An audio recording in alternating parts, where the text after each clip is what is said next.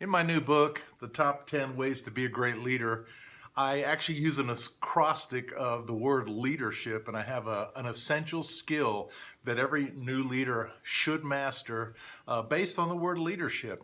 And somebody asked me the question, well, what do you struggle with the most of the 10 principles that you wrote in your new book? And, in a way, I've struggled with all of them, but some of them come easier than others for all of us, for every one of us in leadership. Certain areas we're strong in, certain areas we're weak in. The A in leadership stands for accessibility and vulnerability, especially with the young generations today. We leaders have to be accessible and we have to be vulnerable. Now, vulnerability is tough for me. I'm pure German. I grew up in a very closed home.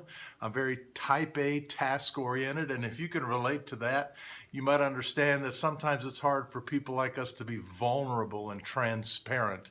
I've struggled with that a lot, but I realized that the team has to know my heart.